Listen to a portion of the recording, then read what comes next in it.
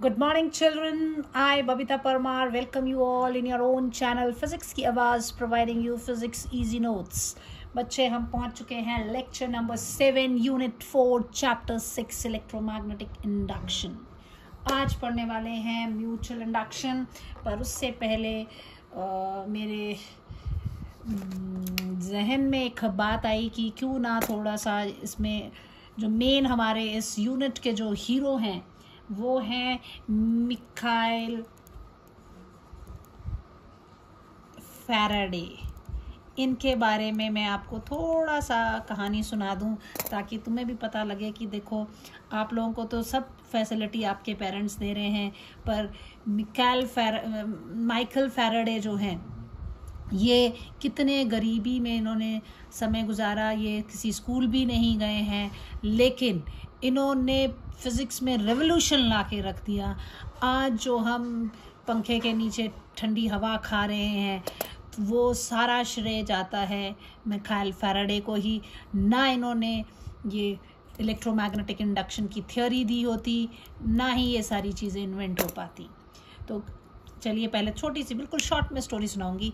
Michael Faraday जो है ये 1971 में लंदन में एक गरीब परिवार में पैदा हुए थे. इनके फादर जो हैं एक लोहार थे, ब्लैक स्मिथ, और ये बहुत गरीबी में अपना समय 4-5 भाई बहन थे, काफ़ी गरीब थे. तो ये बुक बाइंडिंग का काम करते थे. अच्छा, ये एक और चीज़ इनमें थी, एक और ड्रॉबैक इनका ये था कि ये थोड़े से तुतलाते थे, र को ब बोलते थे. तो एक उनका नाम किसी टीचर ने पूछा तो उन्होंने माइकल फैराडे बोला, तो टीचर जो है वो नाराज़ हो गई, उसको डांटा वांटा होगा उनको, और उनकी मदर जो है उनको स्कूल से निकाल के ले गई. गरीबी भी एक कारण था, एक उनको बहुत बुरी तरह से डांट दिया, वो भी एक कहीं रीज़न था. उन्होंने पढ़ाई जो है वो छोड़ दी. लेकिन पढ़ने की इच्छा उनके अंदर थी. वो बिना स्कूल गए देखो उन्होंने क्या क्या कर दिया. तो क्या हुआ कि जब ये इतने गरीब थे कि जब ये 13 साल की उम्र में ही ये एक बुक बाइंडिंग की फैक्ट्री में काम करने लग गए. ठीक है, इसमें काम करते थे. जो ये दिन में किताबें बाइंड करते थे, रात में उन्हीं किताबों को ये पढ़ते थे. इनको पढ़ने की रीडिंग हैबिट बहुत ज़्यादा थी. देखो, स्कूल नहीं गए लेकिन किताबें पढ़ने का बहुत शौक़ है. तो ये एक चीज़ जो है हर बच्चे को डेवलप करनी है अपने अंदर, रीडिंग हैबिट्स. और ये बुक्स पढ़ते थे. और मेन इनका इंटरेस्ट जो था वो इलेक्ट्रिसिटी पे था. इनका ध्यान हमेशा इलेक्ट्रिसिटी के ऊपर होता था. तो ये कोशिश करते थे कि ज़्यादा से ज़्यादा इनको इन्फॉर्मेशन जो है वो मिलती रहे. फिर क्या हुआ कि एक बार केमिस्ट्री के बहुत ही मशहूर साइंटिस्ट थे हम्फ्री डेवी, है ना. ये केमिस्ट थे, दवाइयाँ बेचने वाले नहीं, केमिस्ट्री के ये बहुत बड़े साइंटिस्ट थे. इन्होंने ये क्या कहते हैं, लंदन के रॉयल इंस्टीट्यूट ऑफ लंदन में इनकी लैब थी. वहाँ ये रिसर्च करते थे, बहुत सारी इन्वेंशंस इन्होंने की हुई हैं. तो ये एक बार क्या हुआ कि ये इनके शहर जहाँ पर ये रहते थे वहाँ उस एरिया में आए और इनका एक शो था, शो फॉर पब्लिक. तो उसके टिकट्स इनको फैक्ट्री में किसी ने दे दी. माइकल फैराडे को बहुत ज़्यादा शौक है ऐसे चीज़ें करने का. तो इनको कि जा तू जाके शो देख ले. ये बड़े खुशी खुशी वहाँ गए और उन्होंने शो देखा. तो ये देखो, शो में भी गए तो पेन और पेपर के साथ, है ना. जो कि मैं बोलती हूँ मेरे लेक्चर शुरू होने से पहले पेन पेपर लेके हमेशा तैयार रहें. मैं क्या बोल रही हूँ वो सारी बातें नोट करने की आदत डालो. कान मेरी आवाज़ पे होने चाहिए, हाथ आपके पेपर पे लगने चाहिए. जब मैं क्लास में भी लेक्चर लेती हूँ तब भी मैं बच्चों से यही बात कहती हूँ कि आईज बोर्ड पे, पेन पेपर पे, कान मेरी आवाज़ पे होने चाहिए. तो पेन और पेपर लेकर ये गए और उन्होंने सारा उनकी जो भी एक्टिविटीज़ थी, लोग बड़े इम्प्रेस होते थे हम्फ्री डेवी से कि वो बड़े सारे एक बड़ी ऐसी ऐसी चीज़ें बताते थे लोगों को कि वो देख के खुश होते थे. तो ये भी वहाँ बैठ के बड़े खुश हुए और इन्होंने एक एक बात जो उन्होंने लेक्चर में कही उसके ऊपर कोई 250-300 पेजेस की बुक लिख डाली और उसको बाइंड भी किया उन्होंने, अपने हाथों से बाइंड किया। और उन्होंने सोचा कि अब मैं ये बुक जो है इनको हम्फ्री डेवी को गिफ्ट करता हूँ, ताकि इसी बहाने मैं उनसे क्या करूँ, मेरी मुलाकात भी हो जाएगी, क्योंकि वो उनसे इतने इम्प्रेस थे कि उनको क्यूरोसिटी, सबसे मेन हर चीज़ जानने की इच्छा होती थी। तो सोचा कि मैं उनसे, मेरी दोस्ती भी होगी और मैं उनसे कुछ सीखूंगा। तो वो उनको गिफ्ट लेके जाते हैं। हम्फ्री डेवी बड़े इम्प्रेस होते हैं कि इसने माइकल फैराडे ने तो एक एक शब्द, मतलब मेरी एक एक बात जो है इस किताब में लिख डाली है। It was very impressed. फिर चलो एनी हाउ वो अपने काम में बिजी हो जाते हैं, ये अपना आके वापस अपना काम शुरू कर जाते हैं। ये 21 साल के हो जाते हैं जिस वक्त, उस दौरान जब उस टाइम पे क्या होता है, एक दिन ये अपने लैब में एक्सपेरिमेंट कर रहे होते हैं और कोई नाइट्रोजन ट्राइक्लोराइड और समथिंग, उसका कुछ एक्सपेरिमेंट होता है, वहाँ ब्लास्ट होता है और उनकी आंख पे चोट लग जाती है, कांच सा चला जाता है और उनको दिखने में बड़ी मुश्किल हो जा रही होती है। तो उनको लगता है कि मुझे एक असिस्टेंट की ज़रूरत है। तो इनको याद आती है माइकल फैराडे की। उसको कहते हैं कि वो एक लड़का था जिसने सारी चीज़ें बड़ी अच्छे से लिखी थी, ये उसको अपने पास बुला लेते हैं और कहते हैं कि तुम मेरा असिस्टेंट बन जाओ। और इनको भी रॉयल इंस्टीट्यूट ऑफ लंदन में नौकरी इनकी धीरे धीरे पक्की हो जाती है। मतलब हर वो काम जो हम्फ्री डेवी कर रहे थे, अब पूरी तरह से माइकल डेवी जो है वो उसको संभाल रहे होते हैं। तो इस तरह से इनका काम चलता है। लेकिन देखो, अगर ये पढ़े लिखे होते तो शायद कहीं अच्छी जगह नौकरी और मिलती। अब तो ये एक असिस्टेंट का काम कर रहे थे, इनके पास कोई डिग्री नहीं थी, कुछ नहीं थी। तो नो डाउट कि हम्फ्री डेवी तो इनकी बहुत रिस्पेक्ट करते थे और इनको इनसे बड़े खुश भी रहते थे। लेकिन इनको उतना नहीं जाना जाता था जब तक कि इन्होंने कुछ इन्वेंशंस अपनी नहीं की। यहाँ तक कि जो हम्फ्री डेवी की वाइफ थी वो तो इनको बहुत लो फील करवाती थी कि तुम तो एक अनपढ़ से हो, क्या है तुम्हें। जबकि देखो वो इनके हस्बैंड की इतनी केयर करता था, उनके सारे काम को ये संभाल रहे थे। ठीक है, फिर क्या हुआ, जब 1820 की बात है कि 1820 में आपको याद होगा मैंने ओर्स्टेड के बारे में आपको बताया था, है ना। ओर्स्टेड ने क्या किया था कि एक करंट कैरिंग कंडक्टर लिया था और उसके पास में एक मैग्नेटिक कंपास रखा। तो कहा था कि जब करंट इसके थ्रू, देखो बायोट-सॉर्ट्स लॉ पढ़ने से पहले हमने ये पढ़ा था, है ना। तो इन्होंने 1820 में ऐसा किया था कि ये मैग्नेट जो है डिफ्लेक्शन देता है यहाँ पे। तो 1824 ये, क्योंकि ये मेन काम तो माइकल फैराडे क्या कर रहे थे, केमिस्ट्री का ही काम पे लगे हुए थे, क्योंकि ये केमिस्ट्री के थे तो उन्हीं के रिसर्च वर्क में लगे होते थे। तो इन्होंने केमिस्ट्री में भी फैराडे ने बहुत सारे काम किए हुए, उनके नाम से फैराडे कांस्टेंट जो है वो भी इन्होंने ही, इनके ही नाम से आया है। तो मेन फिर ये उधर से स्विच हुए इनको एकदम से, जब इन्होंने ये 1820 में ये इन्वेंशन हुई, ओर्स्टेड के एक्सपेरिमेंट की कि ऐसे एक बैटरी का ज़माना होता था उस टाइम पे, है ना। तो बैटरी से ऐसे करंट निकाला, तो ये करंट इसमें से जा रहा था बैटरी के थ्रू और वहाँ पर एक मैग्नेट रखा हुआ था और वो डिफ्लेक्शन दे रही। ये कहानी तो इन्होंने ओर्स्टेड जी ने हमें सुनाई दी थी। तो अब इनको माइकल फैराडे को लगा कि अगर करंट के कारण मैग्नेटिक फील्ड आ रहा है तो मैग्नेट के कारण जो है करंट क्यों नहीं आ सकता। उन्होंने ऐसे कॉइल ली और इधर एक गैल्वेनोमीटर के साथ लगा के वो मैग्नेट को, हमेशा उनकी जेब में एक मैग्नेट रहता था, तो ऐसे मैग्नेट को रखते थे। वो देखते थे वो डिफ्लेक्शन नहीं, जैसे उन्होंने रखना बस वो रिफ्लेक्शन नहीं देना उनको। बड़ी बार उन्होंने ये चीज़ इस पर वर्कआउट किया कि ऐसा क्यों, जब इसके कारण ये हो रहा है तो इसके कारण ये क्यों नहीं। फिर एक दिन उनको बड़ा गुस्सा आया, उन्होंने ऐसे एकदम से उठाया इसको, मैग्नेट को उधर से उठा के फेंकने के लिए ऐसे हाथ से किया, तो देखा कि गैल्वेनोमीटर ने डिफ्लेक्शन दे दी। तो उनको लगा कि ये हिलने पर ये डिफ्लेक्शन दे रहा है। वहाँ से हमारे जो लॉज थे इलेक्ट्रोमैग्नेटिक इंडक्शन के, वो जो लॉज हैं वो डिस्कवर इन्होंने किए कि इंड्यूस्ड ईएमएफ इस कॉइल में जो है वो जनरेट होता है जब भी इससे रिलेटेड मैग्नेटिक फ्लक्स जो है वो चेंज होती है। तो और ये तब तक होता है जब वो स्टेशनरी है, तब नहीं होगा जब इसको या तो दूर ले जाओ या पास ले जाओ। तो वो जो मेन लॉज थे और जो इंड्यूस्ड ईएमएफ है दैट इज, इसका जो मैग्नीट्यूड है that is equal to the rate of change of the magnetic flux. ये चीज़ हम पढ़ चुके हैं ना अपने सेकंड लेक्चर। फर्स्ट लेक्चर हमारा यही था इस यूनिट का, जिसमें हमने ये सारी चीज़ें फैराडेज के लॉ की पढ़ ली थी।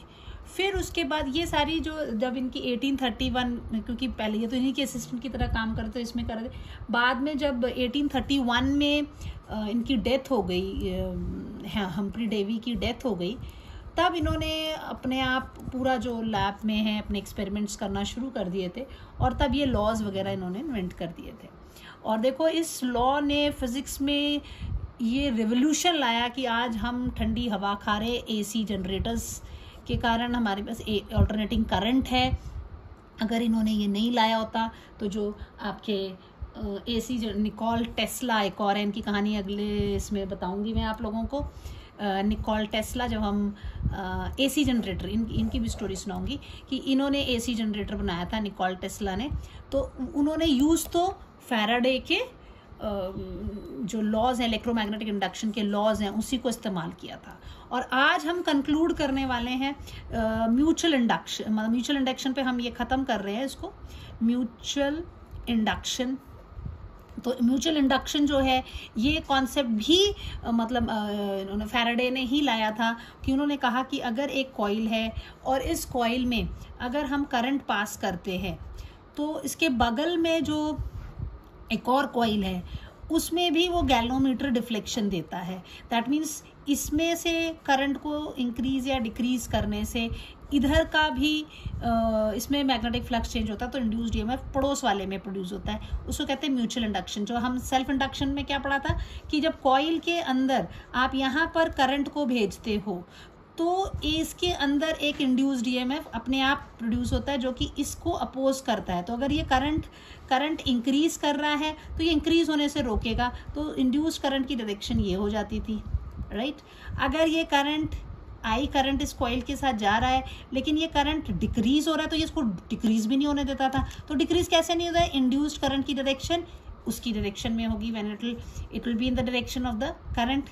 तो ये इसको सपोर्ट कर, इसको कम नहीं होने देता, यहाँ ज़्यादा हो रहा है तो ये इसको अपोज करता था, क्योंकि इंड्यूस्ड ईएमएफ किसके ऊपर था? लेंज लॉ के हिसाब से था। जिसने इसको प्रोड्यूस किया वो उसी को अपोज करता था। तो ऐसा म्यूचुअल इंडक्शन में अब पड़ोस में, यानी कि जैसे तुम्हारा दोस्त में कुछ बदलाव आ रहा है तो तुम बगल में बैठे तुम में भी वो चेंजेस आ जाते हैं, तो म्यूचुअल इंडक्शन। सेल्फ इंडक्शन जो है आपका अपना सेल्फ अपने अंदर ही वो क्वालिटीज़ को डेवलप हो जाना किसी भी सर्कमस्टांसेस के कारण। और म्यूचुअल इंडक्शन क्या है? पड़ोसी को देखकर रंग बदल देना। तो ये म्यूचुअल इंडक्शन हो गया आपका, ठीक है। तो इस तरह से इन्होंने, ये माइकल फैराडे की छोटी सी कहानी थी। आई होप आप बच्चों ने एंजॉय की होगी। कमेंट सेक्शन में ज़रूर लिखें आपको कहानी कैसे लगी, और मैं भी 1-2 वीडियोस में करूँगी ये जहाँ होगा। एंड डू राइट मी कि आपको ऐसे छोटी छोटी कहानियाँ सुनने में मज़ा आया या नहीं। So here we come on mutual induction.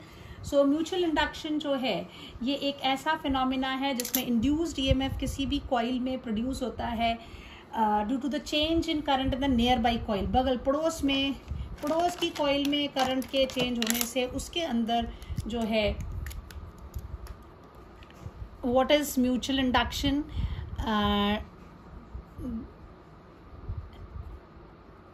चलो ये फर्स्ट क्वेश्चन यही ले लेते हैं।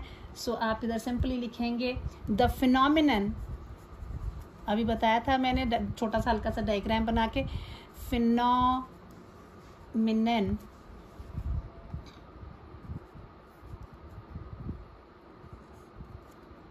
Of induced EMF in a coil due to the change in current with time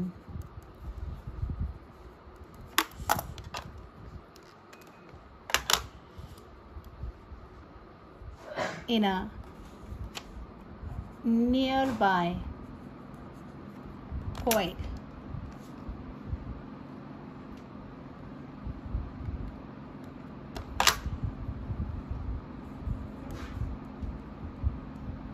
पड़ोस वाली कॉइल में, जैसे ये आपका हो गया, मान लीजिए ये कॉइल है,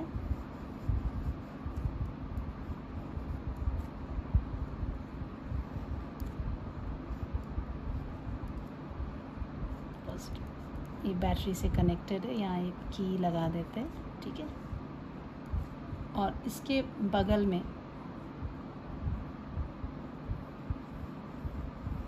ये दूसरी कॉइल है, यहाँ ये गैल्वेनोमीटर है।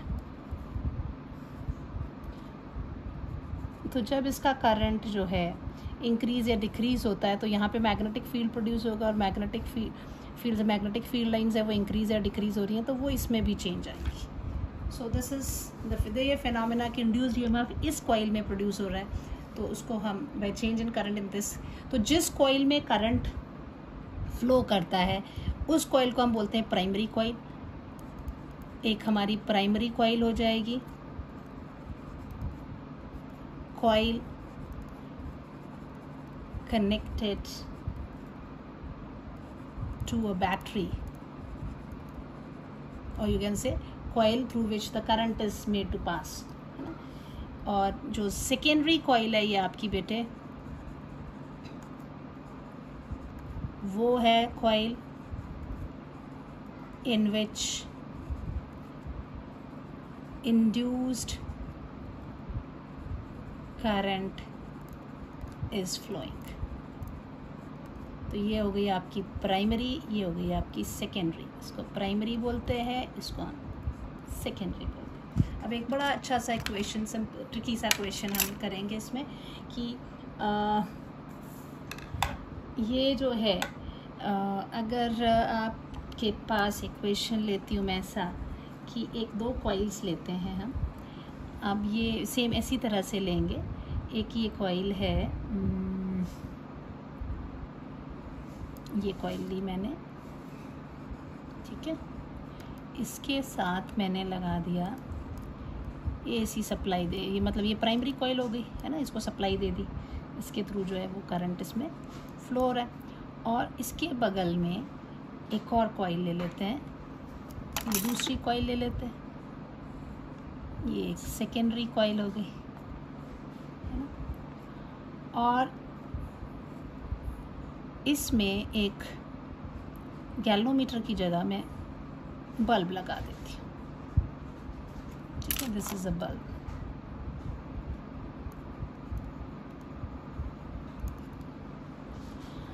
अब क्वेश्चन ये है कि अगर यहाँ पे जो लो वोल्टेज बल्ब है ये, ठीक है, और एक कॉइल है, इसमें एसी सप्लाई दी हुई है, मेरा क्वेश्चन ये है कि क्या बल्ब जलेगा या नहीं जलेगा। इधर कोई सप्लाई नहीं है इसको, लेकिन ये इसके बगल में इसके थ्रू इधर पे जा रही है। तो my first question is weather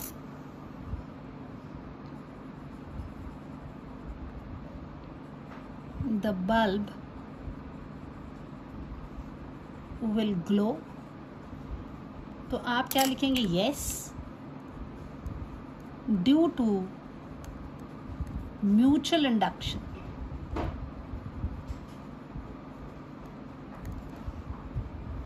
induced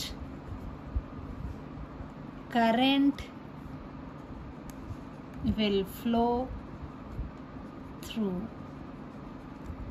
bulb and it, yes, due to mutual induction induced current will flow through the bulb and it will glow, ठीक है।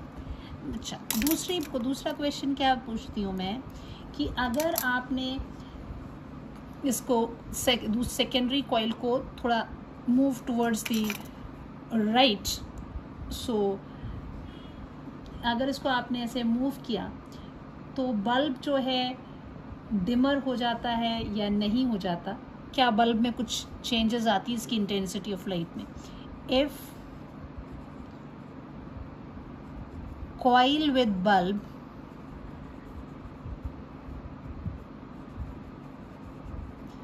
is moved away from primary coil, is there any change in intensity of light of bulb?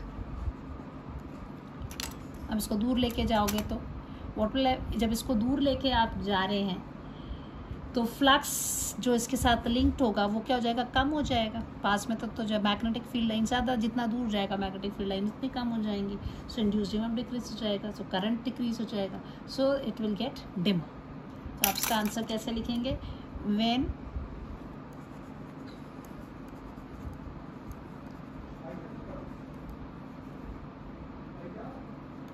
coil with bulb is moved away from primary coil,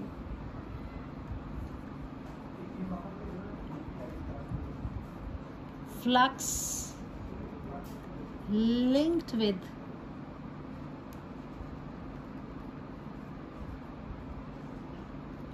decreases. Therefore, induced EMF decreases and hence current through bulb decreases, and so it gets dimmer.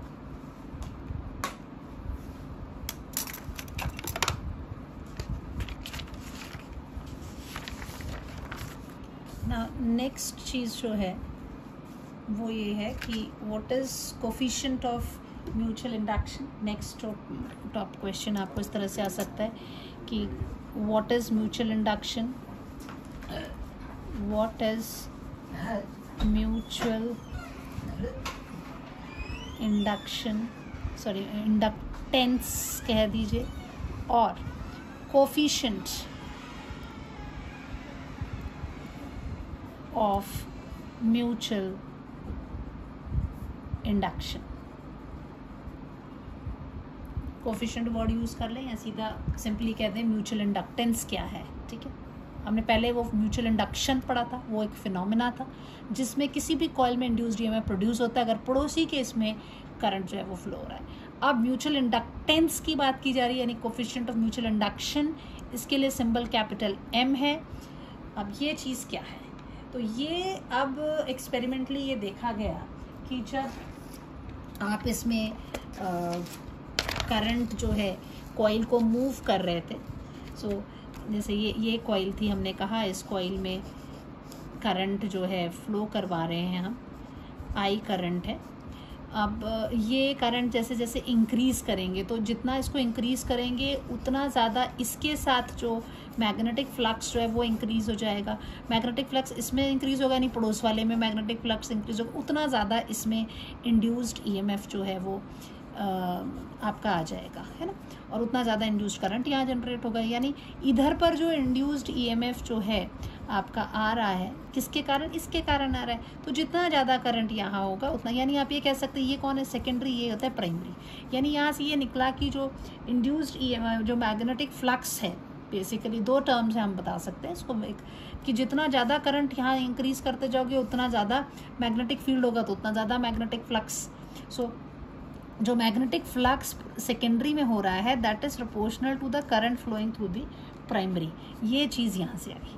तो ये phi S, जैसे आपने इसमें मैं पीछे जब self induction पढ़ा था, सेल्फ इंडक्टेंस पढ़ा था हमने, तो हमने उसमें क्या कहा था कि जैसे ही किसी कॉइल में करंट इंक्रीज होता है तो उसके साथ रिलेटेड जो जैसे ये कॉइल है ना, इसमें करंट आई आता था तो हम कहते थे कि इसके अंदर जैसे जैसे करंट इंक्रीज करते हैं तो इसके साथ मैग्नेटिक फ्लक्स लिंक जो है वो इंक्रीज होता है, यानी magnetic flux is directly proportional to the current flowing to the coil.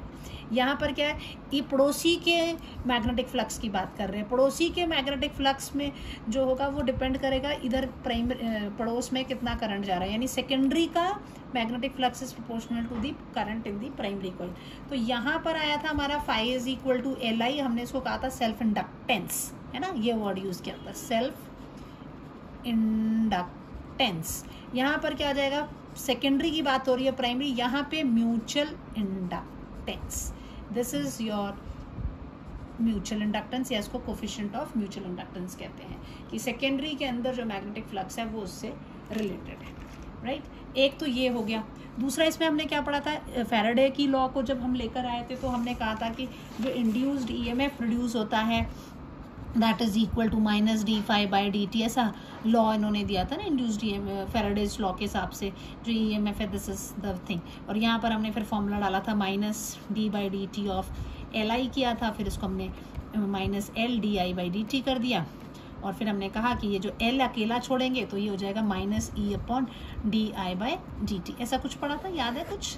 तो हम यहाँ पे ये भी कह सकते थे कि ये जो यहाँ पर तो हम कह रहे हैं L is equal to what phi, अगर इस वाली डेफिनेशन से हमने कहा था कि L is equal to phi if I is equal to 1, और यहाँ पे बोलेंगे L is equal to induced EMF when minus d I by d t is equal to 1, है ना, तो decrease in the current is equal to 1। अब ये एक ही कॉइल की बात होती थी, अब यहाँ पर क्या हो जाएगा, प्राइमरी सेकेंडरी की बातें शुरू हो जाएंगी।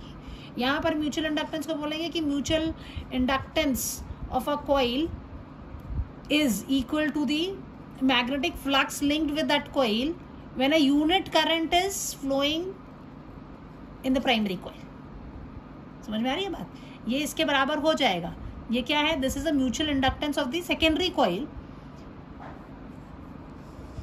म्यूचुअल इंडक्टेंस क्या है, it is equal to the magnetic flux linked with the secondary coil when unit current is flowing to the primary coil. तो वो बिल्कुल वैसे ही जैसे ये हम पढ़ चुके हैं पिछले लेक्चर में, वही चीजें अब क्या हो गई है, यहाँ अकेला एक कॉइल था, सेल्फ इंडक्टेंस की बात हो रही थी, यहाँ पर किसकी बात होगी, म्यूचुअल इंडक्टेंस की बात होगी। ठीक है, तो चलिए अब देखते हैं हम एक एक करके कि what all we have. So now what we do is that experimentally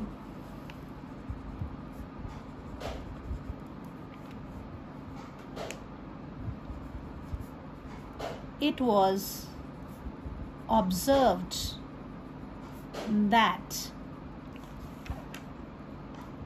magnetic, I'll write क्योंकि पहले तो magnetic flux linked with secondary coil is proportional to current flowing through primary coil. This was my draw करना है, तो you draw it like this, क्योंकि जब question अगर exam में आता है तो आपको ड्रॉ करके तो दिखाना ही पड़ेगा। ये हो गया आपका प्राइमरी कॉइल, ये आपका हो गया सेकेंडरी कॉइल। ठीक है,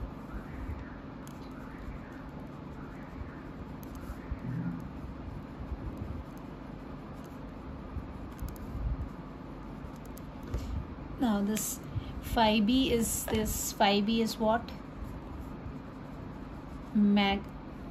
magnetic flux, and so phi s क्या हो जाएगा, magnetic flux linked with secondary coil, right? So this phi s is proportional to the current to the primary coil. Now which phi s can be written as m into ip. M is your constant of proportionality,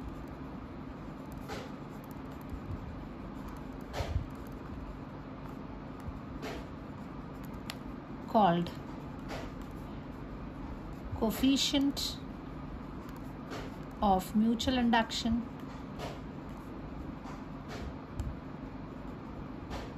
और आप इसको बोल सकते हैं mutual inductance. यहाँ से कैसे define करेंगे, this is the formula which you have to remember. दो तरह से आप डिफाइन कर सकते हैं, in terms of magnetic flux also, you can also define in terms of induced EMF, दोनों तरह से कर सकते। तो अगर आप यहाँ से डिफाइन करेंगे, सो you'll write down that mutual inductance of two coils, mutual inductance of two coils is equal to the magnetic flux linked with the secondary coil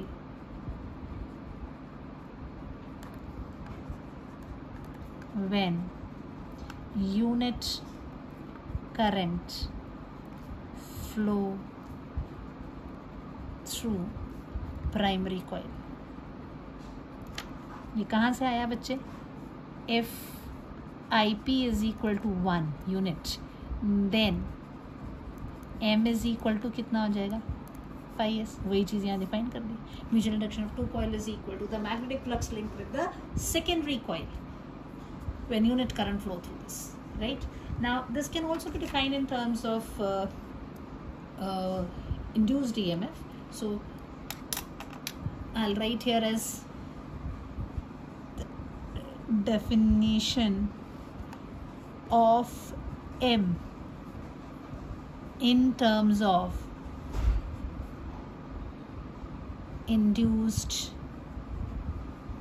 EMF। Exam में कोई स्पेसिफाई नहीं करता, आपकी मर्जी, आप चाहे इससे करो चाहे उससे, दोनों से आपको पता होना चाहिए कि क्या है। तो व्हाट वी हैव इज, हमने फैराडेज लॉ पढ़ा हुआ है। So according to Faraday's law, laws of electromagnetic induction, EMF of the secondary coil will be equal to what? Minus the rate of change of magnetic flux in the secondary coil। यही होगा induced EMF है। ES is induced EMF in secondary coil। जो होगा दस is equal to उसके through कितना magnetic flux जो है वो चेंज हो रहा है। एंड फाई एस हमने क्या पढ़ा अभी ऊपर, and phi S that is magnetic flux linked with secondary coil. This is equal to what? This is equal to M into IP. So therefore EMF of the secondary will be minus d by dt of MIP, or I can say minus M di by primary dt. So M can be written here as, अगर M को आपने निकालना है, M is a constant of proportionality is here, mutual inductance ही है वो. So this M, this implies that M is can be written as EMF with the secondary divided by minus dIP by dt. This is what M को ऐसे भी define कर सकते थे. Now if minus dIP by dt is equal to what? A rate of decrease of current in primary, this is equal to 1, then M will be equal to what? ES. आप कैसे define करोगे? Therefore mutual inductance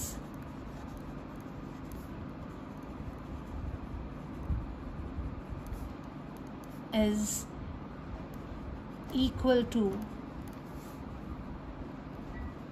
induced EMF in the secondary coil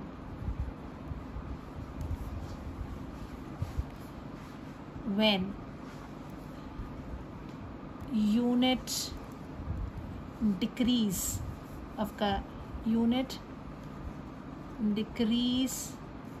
of current takes place in primary coil. तो exam में आएगा तो बच्चे आपकी मर्जी है, आप इसको इसके टर्म्स में डिफाइन करना चाहिए, म्यूचुअल इंडक्टेंस को ईएमएफ के इस पे डिफाइन करना चाहिए, चाहे फ्लक्स के हिसाब इस पे डिफाइन करना चाहिए, that is totally on you. अब रही बात, अब इतने भी सिर्फ डेफिनेशन में तो ख़त्म नहीं होता, अगर आपको क्वेश्चन आता तो आप ये लाइन लिखोगे ख़त्म हो जाएगा। आपको ये डायग्राम ज़रूर बनाना पड़ेगा, एक्सपेरिमेंटल फैक्ट ये लिखना पड़ेगा, उसके बाद ये लाके ही आप अगर यहाँ पे करेंगे तो यहाँ तक आप कंप्लीट कर दीजिए। लेकिन अगर उन्होंने इंड्यूस्ड ईएमएफ के टर्म में बोला हुआ है तब भी आपको ये पूरा करना पड़ेगा, क्योंकि इसकी यूज़ करोगे आप यहाँ पे ना।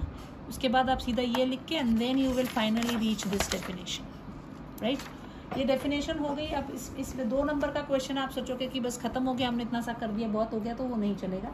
आपको इसकी एसआई यूनिट तो लिखनी ही लिखनी है, एसआई यूनिट, क्योंकि जब भी कोई भी फिजिकल क्वांटिटी आप पढ़ते हैं तो आपको उसकी एसआई यूनिट पता होनी चाहिए, that is Henry. Now this एक और चीज़, अब इसमें देखो 2 चीज़ें हमने पढ़ी हैं, अगर आपको दोनों चीज़ें याद रखो। आपका एक आया when you talk about M can be written as phi of secondary by current in primary, है ना। उधर पे जब हमने एल पढ़ा था तो एस सेकेंडरी और प्राइमरी की बात अपन लोग नहीं करते थे, लेकिन यहाँ पर करते हैं तो इसलिए ऐसे लिखा है। लेकिन है तो चाहे सेकेंडरी के साथ फ्लक्स हो चाहे मैं, यूनिट तो वही रहनी है। So this phi s is there and then this way. सो आप इसको जब लिखोगे तो क्या हो जाएगा, ये आ जाएगा आपका मैग्नेटिक फ्लक्स किस में होता है, वेबर में होता है, और करंट किस में होता है, एम्पियर में होता है। So you can write that 1 henry जो है that is equal to 1 weber per ampere, आप ऐसे लिख सकते हैं इसको, राइट। एंड एक और ये रिलेशन है। दूसरा रिलेशन आपने क्या पढ़ा बच्चे, आपने ये पढ़ा कि this is equal to the induced EMF in the secondary when the unit change in the current in the primary was there, है ना।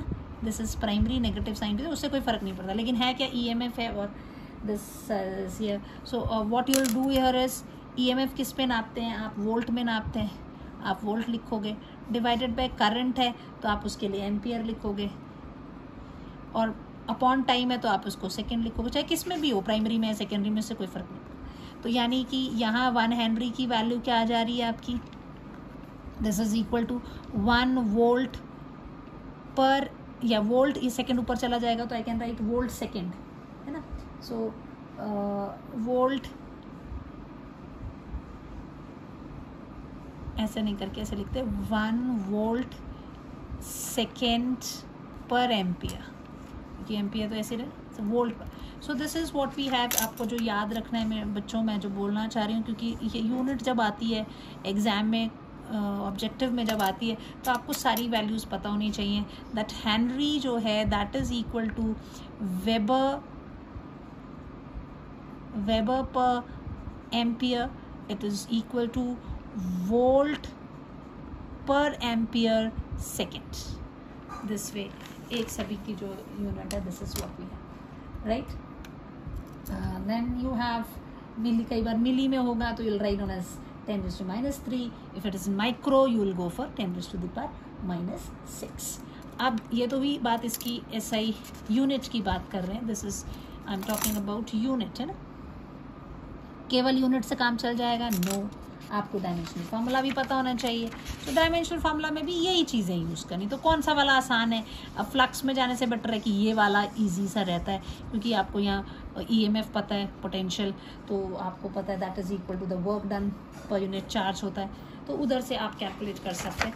तो this is the relay. Dimensional formula की बात आएगी तो आपको वो भी करना है, क्योंकि रट्टे तो मान नहीं सकते, इतनी सारी फिजिकल क्वांटिटीज़ हैं, तो हमें हर चीज़ जो है वो करनी ही है। सो डायमेंशनल फार्मूला की बात करते हैं। ये तो बेटे अपने रजिस्टर में फ्रंट में डाल देंगे, जहाँ पे भी आप डायमेंशनल फार्मूला की सारी लिस्ट बना रहे हैं। सो यहाँ आपने जो म्यूचुअल इंडक्टेंस के लिए जब आप फार्मूला यूज़ करोगे, आप यूज़ कर दिस, आपके दिमाग में एकदम से आ जाना चाहिए that this is E S upon क्या था, -dIP/dt। This is what we have. अब सेकेंडरी प्राइमरी को हम भूल जाएंगे, सीधा ईएमएफ की बात करते हैं। That is the work done per unit charge divided by this current is there, dip/dt is there, so कोई खास उसमें है नहीं. दिस इज dip/dt लिखो, चाहे उसको ना भी लिखो, करंट बाई टाइम है.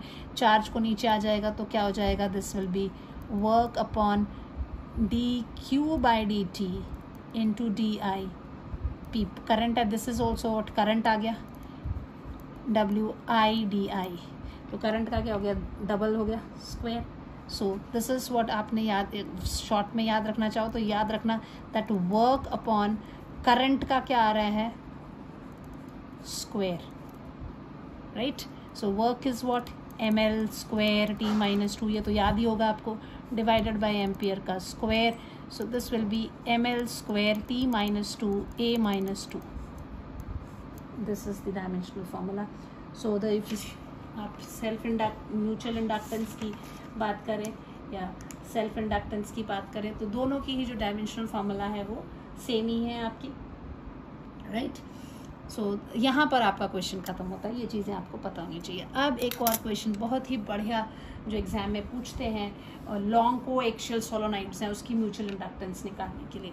So the question is 3 marks के लिए अगर क्वेश्चन आ जाता है आपको, that will B derive an expression,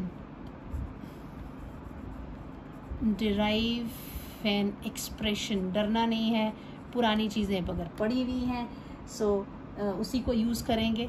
expression for mutual induction, या म्यूचुअल इंडक्शन नहीं, म्यूचुअल इंडक्टेंस है ना, mutual inductance of 2 long coaxial solenoids. पिछले यूनिट में सोलोनाइड्स का बहुत बढ़िया लेक्चर है मेरा. जिन बच्चों ने जिनको सोलोनाइड याद नहीं है प्लीज़ यूट्यूब पे टाइप करें #physics बाय फिज़िक्स की आवाज़ बबीता परमार, और आप मेरे चैनल पे पहुंचेंगे और वहां पर प्लेलिस्ट को प्रेस करिए और यूनिट 3 ओपन करिए. वहां पर आपको सोलोनाइड मिल जाएगा लिस्ट में. वहां पे आप ज़रूर देखें कि सोलोनाइड में हमने मैग्नेटिक फील्ड भी कैलकुलेट किया था. चलिए, यहाँ तो हम डायरेक्टली यूज़ करने वाले हैं फॉर्मूला. अब हम 2 सोलोनाइड लेंगे जो कि एक दूसरे से चिपके हुए. ड्रॉ करते वक्त मैं थोड़ा सा उसको दूर बनाऊंगी, लेकिन टाइटली वूंडेड 2 सोलोनाइड्स हैं और इनका क्रॉस सेक्शनल एरिया में कोई खास डिफरेंस नहीं है. Will be taking the area, cross sectional area same. So मान लीजिए कि आपके पास ये एक सोलोनाइड है, पहला वाला तो चुपचाप कैसा छोटा सा बना लेते हैं, ये हो गया हमारा, है ना. दूसरे वाले को बनाते वक्त थोड़ा सा, ये हो गया आपका सोलोनाइड. इसमें आई करंट फ्लो हो रहा है. दिस इज से S1 है, ये I1 करंट इसमें फ्लो हो रहा है. तो दिस इज द डायरेक्शन, ऐसे करंट आपका ऐसे आ रहा है कॉइल में. The magnetic field is like this. ये यहाँ पे इसमें आपने मैग्नेटिक फील्ड. अब आप क्या करिए, एक और सोलोनाइड ले लेते हैं. दिस इज अनदर सोलोनाइड से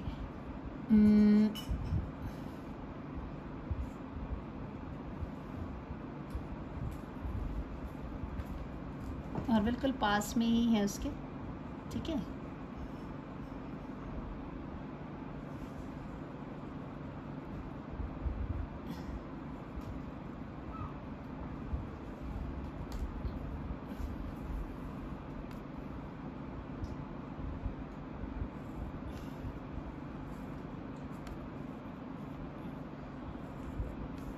ये मान लीजिए S2 सोलोनाइड है, राइट. और I2 करंट जो है सेकेंड सोलोनाइड में. So what will do is let us consider 2 सोलोनाइड्स.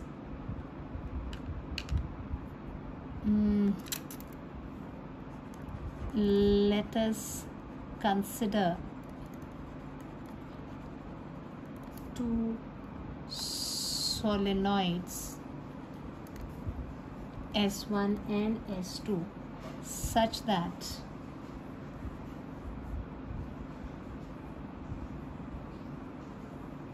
S2 surrounds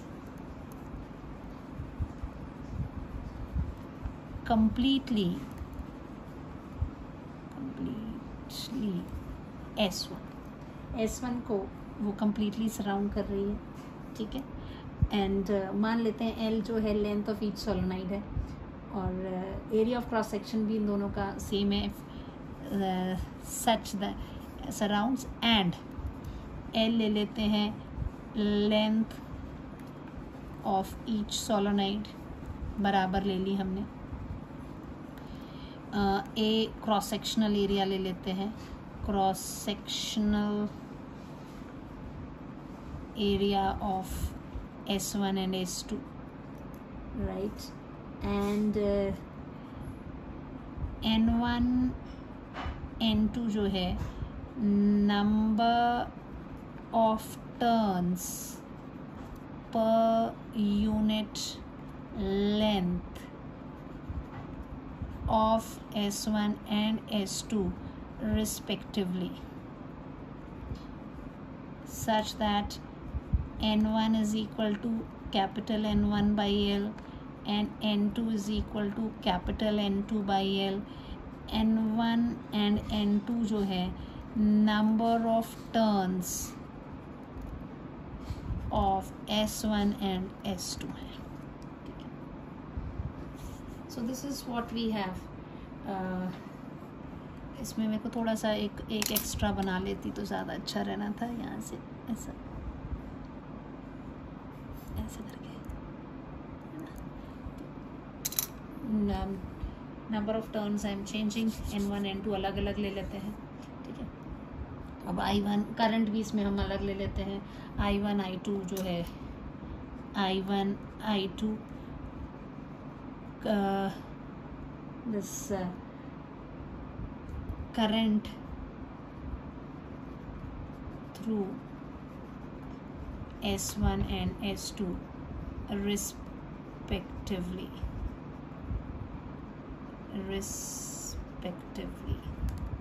ठीक है। मेरी राइटिंग थोड़ी ख़राब हो जाती है ज़रा जल्दी जल्दी लिखने में, but I hope you can understand. जब पूरा हो जाता है उस वक्त थोड़ी देर उसको हॉल्ट करो वीडियो को और अपने नोट्स जो हैं वो लिख लो, कोई मुश्किल नहीं होता है।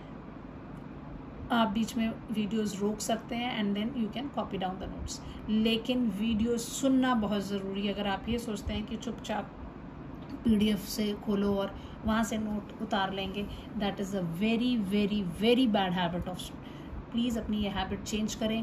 पहली बार जब भी आप मेरी वीडियो देख रहे हैं, प्लीज़ आप सुनते वक्त बीच बीच में रोकिए, अपने नोट्स तैयार करते रहिए। बाद में आप उसको कंपेयर कर सकते हैं अपने PDF के नोट से कि आपने सब कुछ उतारा या नहीं, otherwise it's not that difficult. Okay, now हमने सब चीज़ें इसकी ले ली।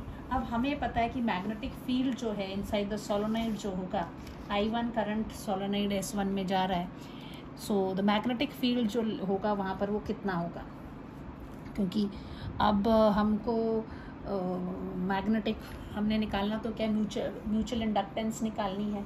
तो म्यूचुअल इंडक्टेंस निकालनी तो हम अलग अलग लेंगे, हम कहेंगे कि ठीक है एक कॉइल की म्यूचुअल इंडक्टेंस अलग है, दूसरे की अलग है।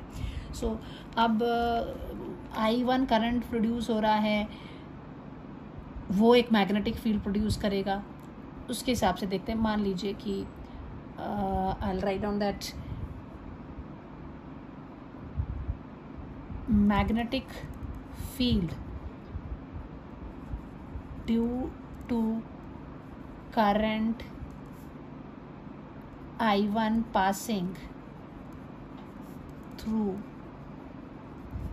S1 will be, कितना मैग्नेटिक फील्ड होगा, this B1 will be equal to, क्या फॉर्मूला पढ़ा था हम लोगों ने, μ0 Ni हम करंट ले, this was the magnetic field of a solenoid. हमने ये पढ़ा हुआ है क्या बोलते हैं सोलोनाइड वाले चैप्टर में, इससे पहले जो चैप्टर हमने किया हुआ है। सो मायर्स लॉ पढ़ने के बाद सोलोनाइड वगैरह आया था। सो μ0 Ni, ये फॉर्मूला आपको याद होना चाहिए। अब कितने number of turns per unit length है इसमें, N1 है, करंट कितना फ्लो कर रहा है, I1 हो रहा है। ये मैग्नेटिक फील्ड किसने जनरेट किया, सोलोनाइड S1 ने किया। सो अगर ये मैग्नेटिक फील्ड है तो magnetic flux linked with the solenoid S2 जो होगा मैग्नेटिक ईच टर्न के साथ। So therefore magnetic flux linked with each coil of S2 will be how much? This is phi 2. This will be equal to B1 उसका field है और A उसका cross sectional area. This is what we will have. So it will be mu 0 N1 A I1. This is what we have. And total magnetic flux कितना हो जाएगा? As S2 has N2 number of turns per unit length, so the total phi 2 total जो होगा, यानी phi 2 नहीं लिखना चाहिए मुझे, S1 S2, हाँ ठीक है, this total will be equal to mu 0 N1 N2 A I1, which can further be written as mu 0 N1 upon this this N1 is there, यहाँ पे N2 capital है, having N2 number of turns. So this will be N1 upon L, N2 आ गया, A आ गया और I1. This is what we have, phi 2 total. But according to definition of mutual inductance, phi 2 total is equal to magnetic flux linked with the second coil with respect to first when the current is flowing through the first. This is what we have. M21 is what? M21 is mutual inductance of second solenoid with respect to first, है ना? This is what we have. ये एक आया, ये दूसरा आया. So from A and B क्या हो जाएगा? दोनों चीज़ें M21 I1 will be equal to mu 0 N1 N2 A I1 divided by L. यहाँ से I1 से I1 कट जाएगा. M21 was equal to mu 0 N1 N2 A upon L. This is what we have. Mutual inductance of the second solenoid with respect to first is this. ये मेरी एक equation आ गई, ठीक है. Now let's see the another. ये तो हुआ magnetic field. Similarly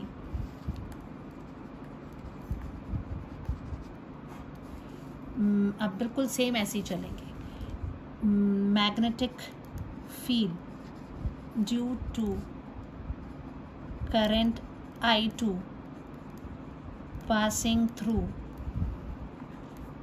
solenoid S2 will be B2 will be equal to mu 0 N2 I2, which can be written as mu 0 capital N2 by L I2. This is B2. Therefore ये magnetic field है, तो flux किसका निकालते हैं? First वाले में निकाल देते हैं. Therefore magnetic flux linked with solenoid S1 will be phi 1 will be equal to B2 into A, which will be equal to how much? Mu 0 N2 upon L I2 into A. This is phi 1,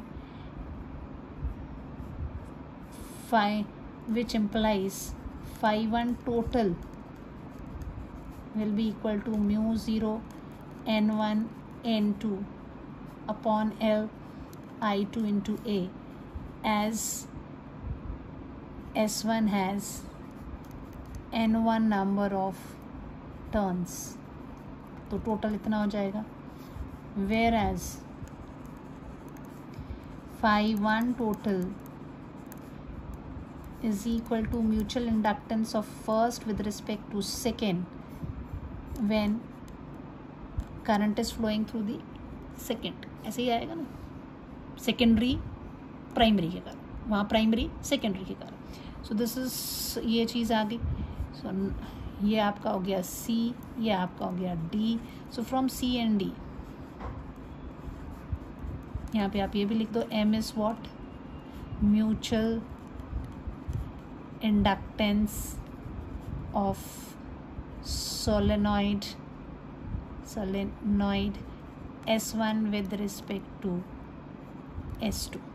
सो इन दोनों से क्या मिल जाएगा, M12 I2 will be equal to mu 0 N1 N2 upon L A I2 से I2 कटा जाएगा. M12 is equal to mu 0 N1 N2 A upon L. अगर आप ध्यान से देखो वो इक्वेशन 1 हमारी क्या आई थी, mu 0 N1 N2 A upon L, या क्या mu 0 N1 N, this is B. So from 1 and 2, चलो मैंने B लिख दिया तो इसको मैं A कर देती हूँ capital. So from capital A and B, capital A and capital B, M is equal to M12 is equal to M21 is equal to mu 0 N1 N2 upon L into A. तो mutual inductance जो है वो देखो किन चीज़ों पर depend कर रहा है. इट इज़ डिपेंडिंग ऑन कि वो कैसा उसकी कॉन्फ़िगरेशन है, ज्योमेट्री कैसी है, कॉइल्स की नंबर ऑफ टर्न्स कितने, किस मटेरियल का है, उसकी लेंथ कितनी है ना, और कौन सा, अगर ये mu 0 is there so shows की उनके बीच में मीडियम कैसा है, कोई किसी के ऊपर वूंड की हुई है कोयल या नहीं, ऑल दोज फैक्टर्स इन पर डिपेंड करें. वो क्वेश्चन मैं अलग से लूँगी, ठीक है.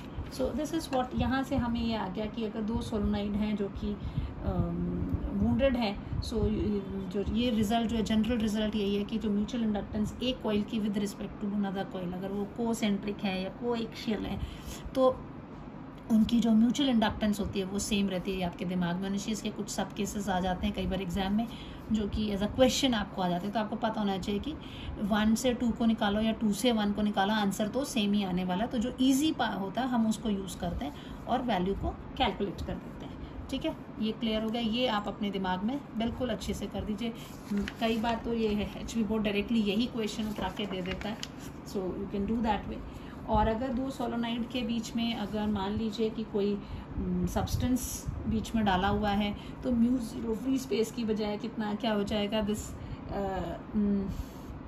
रिलेटिव परमिटिविटी को इंट्रोड्यूस कर देंगे. So on a magnetic substance पे है. So if magnetic substance is placed inside solenoid, then capital M will be equal to your mu 0 की जगह म्यू 0 टाइम्स आपका म्यू r है ना, relative permittivity N1 N2 A divided by L तो होना ही है. और अगर आप उसको ऐसे लिखें कि म्यू जो है उस इसकी परमेबिलिटी अगर ले लेते हैं MU N1 N2 A upon L. This is what we have. तो अब आते हैं आगे क्वेश्चन. एक और टाइम कितना हुआ है, मेरे को ना थोड़ा शॉर्ट भी करना है. बच्चे कहते हैं बहुत लंबा होता है. प्लीज़ जिन बच्चों को लगता है कि लेक्चर लंबे हैं, मैं एक सिटिंग में, अगर आप मेरा देखेंगे ना मैं कैसे बैठ के रिकॉर्डिंग कर रही होती हूँ, मेरे लिए भी बहुत मुश्किल होता है कि एक जगह बिना क्लिपबोर्ड को हिलाए मैंने लिखना है. और वो भी मैं ड्राइंग रूम के टेबल पे बैठी होती हूँ, तो बैठने की भी अरेंजमेंट मेरी उतनी नहीं होती है कि टेबल और लाइट की सेटिंग वगैरह नहीं होती है. तो I also face lot of difficulties to make the notes. But please अगर फिर भी आपको लंबा लगता है मेरा लेक्चर, आप बीच में लेक्चर आधा देखिए, नोट्स बना लीजिए और फिर अगले दिन करिए. मैं इसी कारण से तो हमेशा ऑल्टरनेट डेज एक दिन छुट्टी देती हूँ. अगले दिन एक दिन पूरा आधा वीडियो देखिए, उसको काम कर लीजिए, अगले दिन आधा देखिए, फिर कर लीजिए. तो यू कैन डू इट. ठीक है। अब मैं इसमें बीच में थोड़ा सा छोड़ के 10 मिनट की वीडियो एक और नई बनाऊंगी ना, तो इसलिए मैं let me complete the mutual inductance. अब है कि calculate mutual inductance, calculate mutual inductance of two concentric, ये वर्ड ध्यान रखना, concentric coil of different radii. ठीक है, कोसेंट्रिक है ये, राइट, कोसेंट्रिक इनका सेंटर सेम है। So this is one coil, उसका सेंटर ये है, इसका रेडियस R1 है, ये काफ़ी छोटा है, ठीक है। और दूसरी कॉइल ये आपकी, और इसका सेंटर भी यही है, ये R2, ठीक है। सो दिस इज से C1 C2, तो C1 C2 क्या है आपकी, two concentric coils, two concentric coils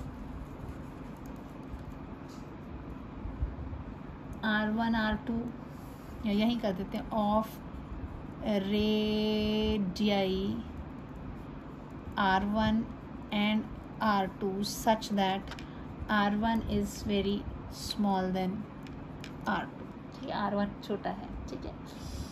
now अगर मान लीजिए, अब इसमें हमें मालूम है कि जो म्यूचुअल इंडक्टेंस इसका विद रिस्पेक्ट टू ये होगा, जो इसका विद रिस्पेक्ट टू ये होगा, सेम होने वाला है।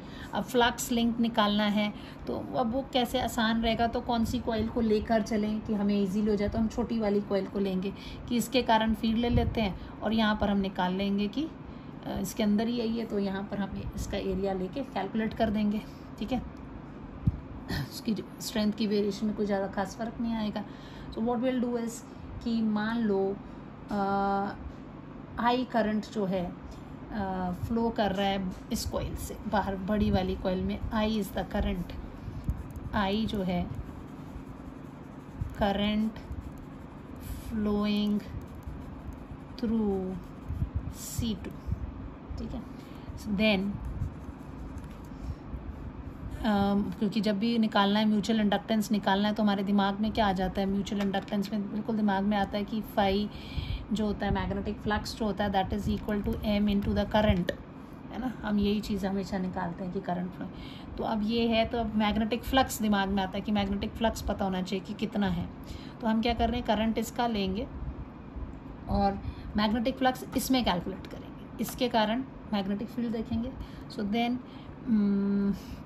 Magnetic field due to C2 कितना हो जाएगा, that is B2 which is equal to आपका, इफ़ यू रिमेंबर, आपने अगर याद होगा या भूल गए हैं, मैं यहाँ थोड़ा सा शॉर्ट में लिख देती हूँ, कॉइल वाला आपको अगर याद होगा कि जो mutual inductance at the centre हम निकालते थे, तो that was μ0/4 pi 2 pi I upon the radius R लेते थे, याद है। This is what we used to do. इस तरह से ये वैल्यूज़ कैलकुलेट करते थे। सेम चीज़ें हम जो है यहाँ पर भी लगाएंगे अभी, कि let's see what formula we gate.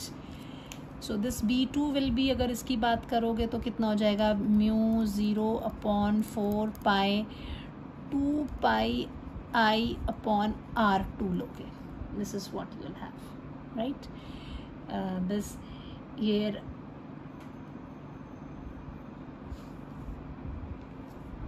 and this is magnetic flux with C1 will be equal to how much, phi 1 will be equal to B2 into area of the first, इसकी फ्लक्स है तो इसका area, field तो उसने दिया, this is area, this will be equal to how much, μ0/4 pi 2 pi I current है, R2 radius है, area कितना हो जाएगा पाई R1 स्क्वायर। ठीक है, so this is what we have, but according to definition of mutual inductance,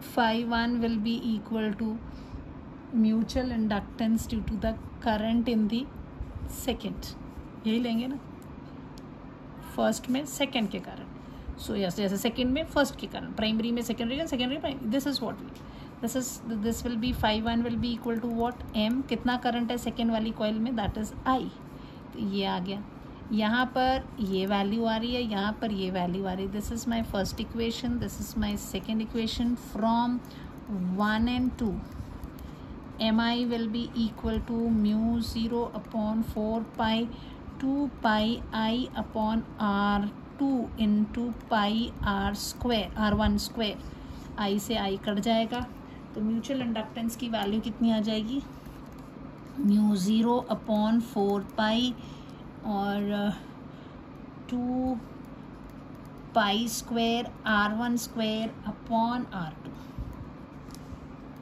तो देखो बेटे इधर पे हमें क्या चीज़ याद रखनी पड़ी, ये कॉइल वाला जो हमने लेक्चर किया था, मूवी कॉइल के थ्रू करंट हो रहा है तो उसके एक्सेस के अलॉन्ग मैग्नेटिक फील्ड और उसके सेंटर पे है ना magnetic field at the centre of coil, ये एक डायरेक्ट मेथड से भी किया और उसमें केस सब किया था, तो उसमें ये वैल्यू आई थी म्यू 0.4 पाई, आई वो थी म्यू 0.2 पाई है ना, और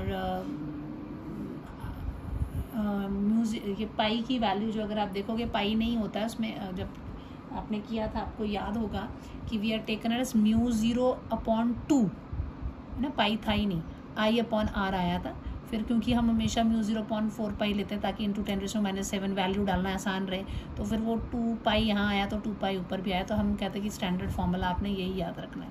तो देखो यहाँ पर ये फार्मूला उस पीछे कर रहे थे तो आपको वो फार्मूला याद रखना पड़ा था कि सोलोनाइड है तो उसमें जो मैग्नेटिक फील्ड होता है दैट इज़ म्यू 0 NI, वो फार्मूला याद रखना था। यहाँ पे सेंटर ऑफ कॉइल में ये, तब आप ये क्वेश्चन को अटेम्प्ट कर सकते हैं, तो पीछे की दी चीज़ें ज़रूर रिवाइज करें।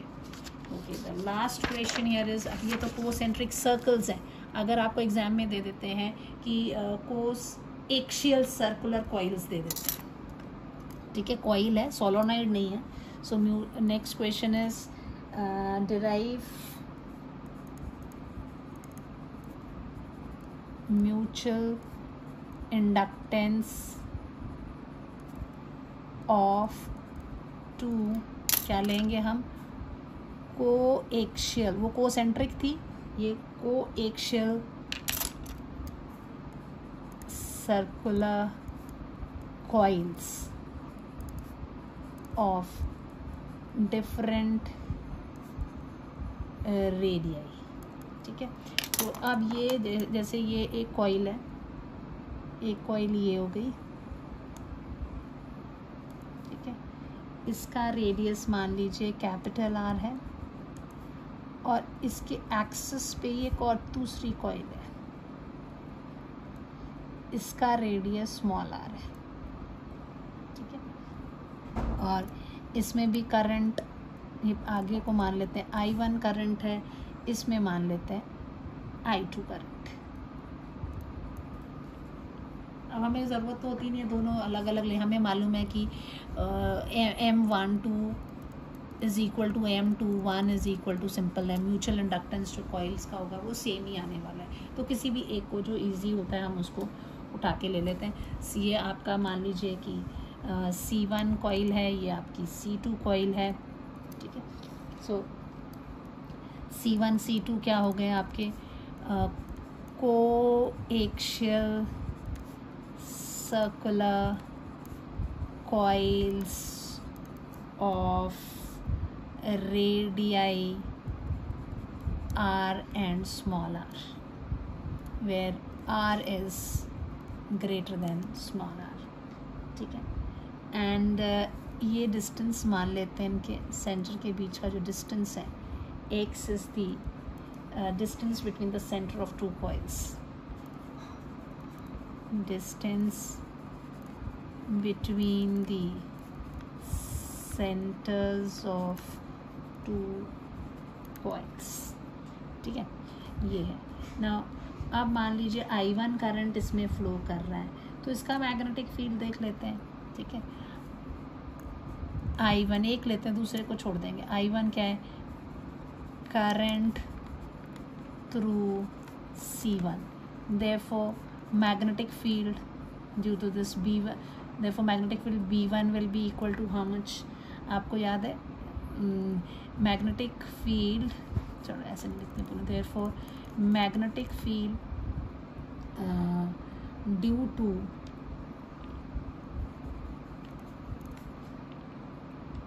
C1 at, ये O है, ये O डैश लेते हैं, at O dash, magnetic field due to C1 at O dash. O dash पे कितना, यानी कि इसकी एक्सिस पे आ गया. तो वो पूरी जो हमारी डेरिवेशन थी कॉइल वाली अबाउट द एक्सिस हम कैलकुलेट करते थे, that will be magnetic field due to C1 के कारण at O dash will be equal to B1 will be, B1 is equal to, क्या फॉर्मूला पढ़ा था? Mu 0/4 pi 2 pi I current है. I current इसमें जा रहा है, कौन सा? I1 करंट है, तो मैं I1 लिख लेती हूँ इसको.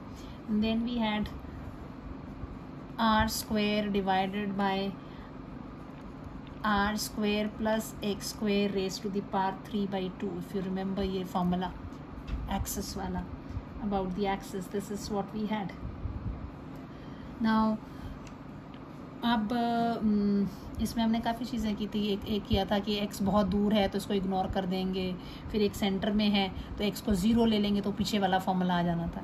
सो this is what we had. This is B1 and so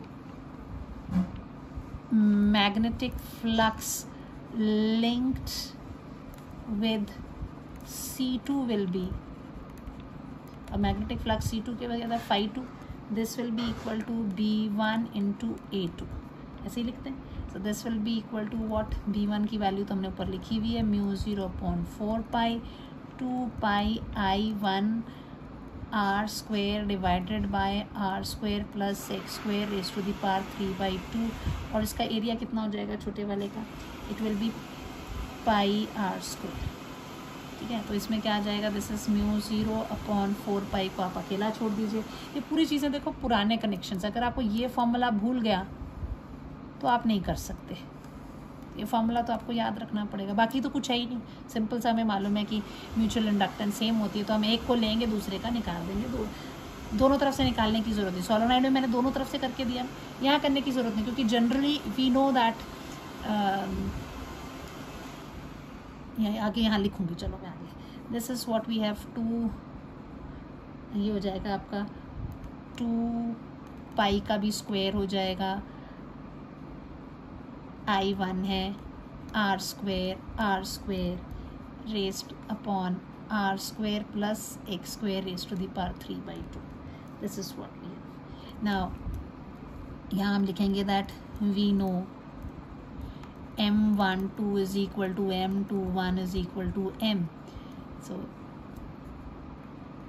mutual inductance of coil. So this A equal रहेगा. So phi2 is can be written as M into the current in the first. phi second में पूछ रहे हैं तो first का current, इन दोनों को डाल देंगे, इक्वेट कर देंगे. This is small a, this is small b. So from small a and small b क्या हो जाएगा? Mi1 will be equal to mu 0/4 pi 2 pi square I1 R square plus x square raise to the power 3/2. यहाँ से ये और ये cut जाएगा. So mutual inductance की वैल्यू कितनी आ गई? Mu 0/4 pi 2 pi square R square, छोटा R square plus x square raise to the power 3/2. सबका स्क्वायर होता है. तो अगर ये फॉर्मूला आपको याद है तभी आप यहाँ तक पहुँचोगे, अदरवाइज़ तो यहीं अटक जाओगे। और आपको ये कॉन्सेप्ट ये कि क्या है वैल्यू, ये हम पहले पढ़ चुके हैं। दूसरी चीज़, we know this is what, यहाँ पर भी ये आया अकॉर्डिंग टू दिस। अब यहाँ but according definition of mutual inductance and we know M12 is equal to M21 is equal to M mutual inductance of coil. This is what we have. अगर 1 में magnetic flux लिख रहे तो second का current, second में लिख रहे तो फर्स्ट का current. This is what we do. और इस तरह से हमने यहाँ पे इसका निकाला, तो इसमें हमें ये फॉर्मूला इम्पॉर्टेंट था हमारे पास। This was the formula which you have to remember. और ये भी कहाँ से आया था, आया इसी फॉर्मूला से। यहाँ पे x की वैल्यू 0 कर दी और तब ये लेकर आए, ठीक है।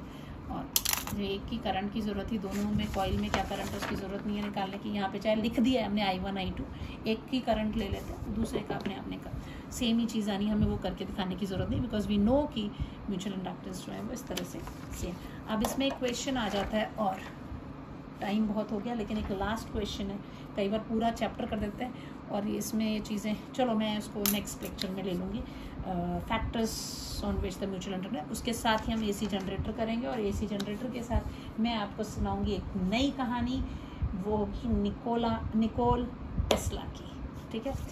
Till then, good bye, have a nice day, do comment in the comment section.